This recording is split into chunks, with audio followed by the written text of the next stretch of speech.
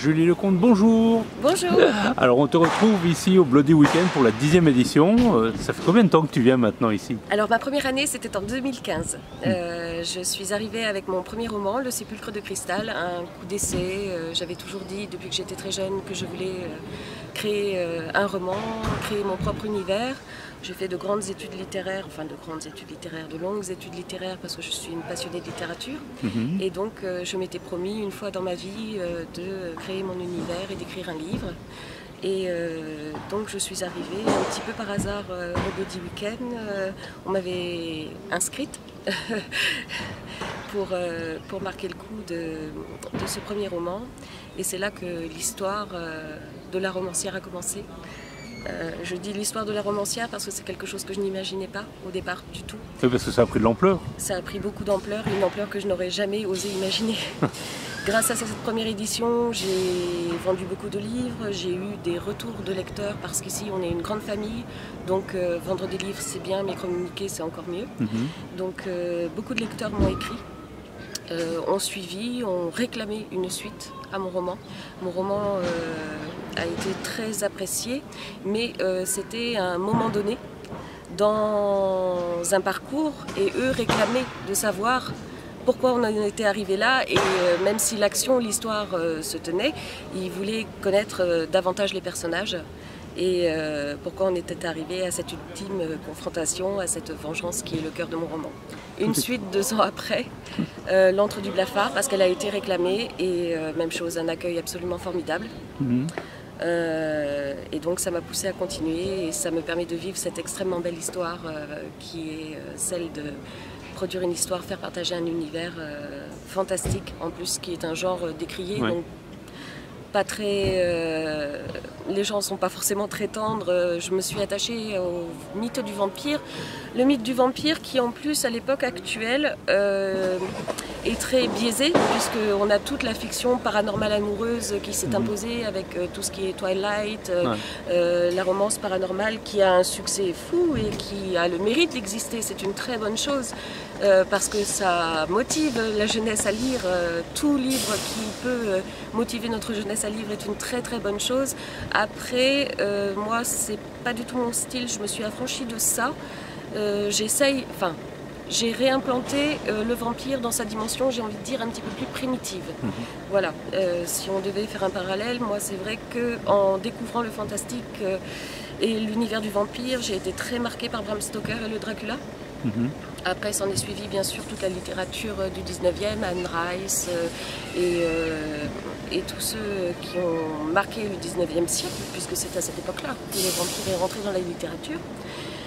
Et voilà, on avait un petit peu perdu cette figure primitive du vampire qui est quand même un être immortel, mais qui tient son immortalité des gens qu'il tue, dont il boit le sang. Et qui a cette... Une transmission de la vie, quoi. C'est ça, et ce côté particulier qui a été très bien exploité. C'est pour ça que ça a eu du succès aussi, les histoires amoureuses de vampires, parce que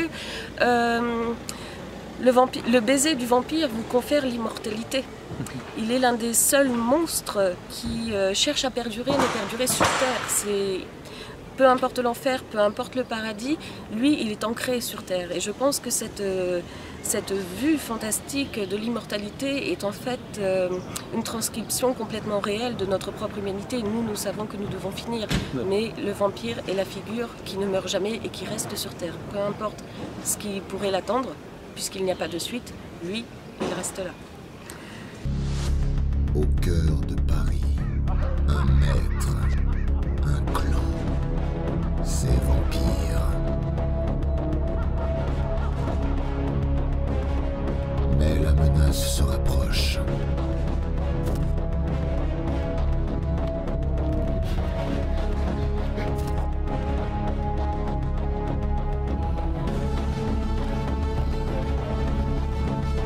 Et donc là pour le Bloody Weekend, tu as fait un book trailer.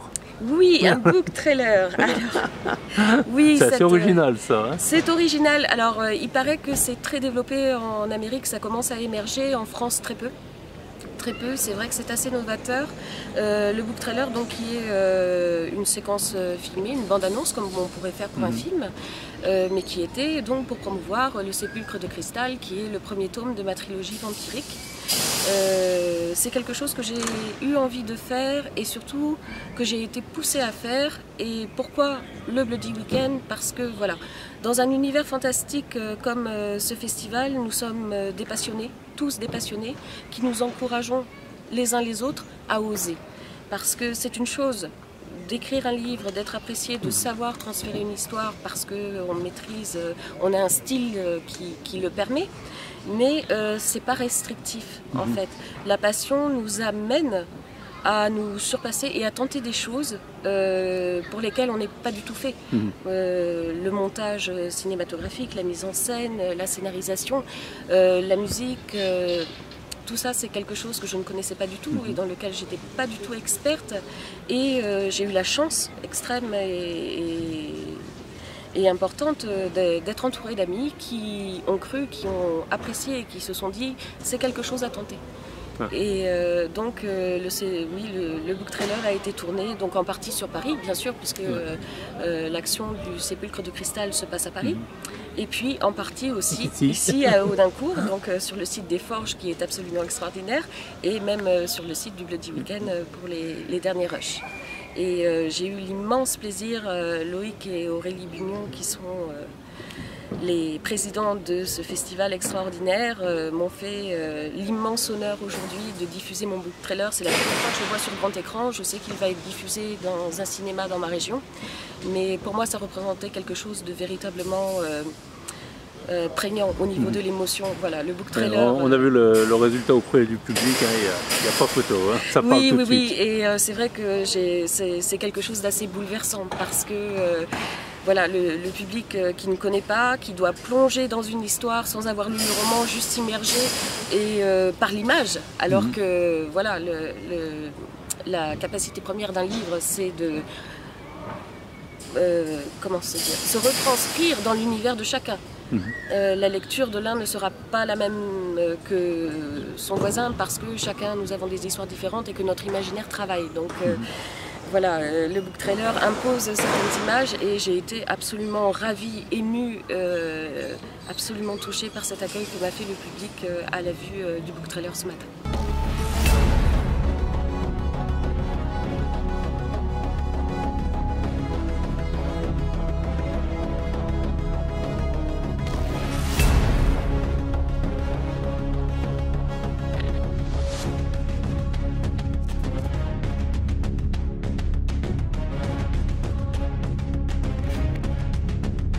Alors là, tu viens de sortir le 3e tome de ta trilogie. Oui. Et après, alors, la suite? Alors la suite, là je boucle ma trilogie. J'abandonne momentanément les vampires auxquels je me suis attachée depuis quelques années. J'ai 3 projets en cours. Un conte fantastique, toujours qui digresse, mais qui ramènera et qui fera une petite boucle, qui rappellera, qui expliquera quelque chose qui n'est pas tout à fait expliqué dans la trilogie vampirique. Voilà, je reste dans le même univers. D'accord. Je pars aussi sur quelque chose de complètement différent, une self-fiction qui me tient beaucoup à cœur, mais qui est une autre écriture. Là, on ne tombe pas dans du roman, on parle de la vie réelle, c'est-à-dire que la vie de tous les jours peut nous imposer des combats que l'on n'a pas choisis, parfois trop tard. Parfois trop tard, et il y a des promesses inexorables que l'on nous fait parce que c'est comme ça. Et comment lutter dans cette réalité, comment comprendre ce qui nous arrive, comment devoir admettre que ça s'arrête et comment survivre à ça. Et donc, voilà, certaines personnes s'accrochent à beaucoup de choses, mais quelque part la passion, cette passion, l'univers fantastique, la capacité de digresser, d'imaginer, de vivre dans un autre univers peut nous amener à supporter, à combattre et parfois même à vaincre. Donc ce sera la thématique de mon prochain roman, self-fiction, et je suis aussi sur 3 petites nouvelles pour les vampires, notamment pour le festival de Gérardmer, puisqu'il y a beaucoup de jeunes publics qui viennent, mais qui n'ont pas forcément envie de se plonger dans un roman épais qui fait plus de 300 pages. Oui. Donc 3 petites nouvelles, ça peut être une manière aussi de faire découvrir, de faire découvrir mon univers et peut-être éventuellement de donner l'envie de lire davantage, que ce soit mes œuvres à moi ou les œuvres en général. C'est super, écoute, on va te souhaiter bonne continuation. Merci beaucoup. Merci et à bientôt. Merci, à bientôt.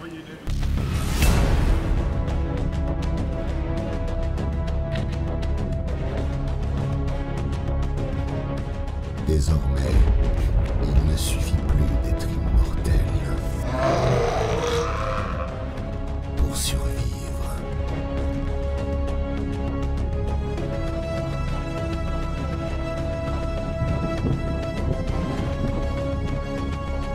Le Sépulcre de cristal, le best-seller de Julie Lecomte, en vente partout.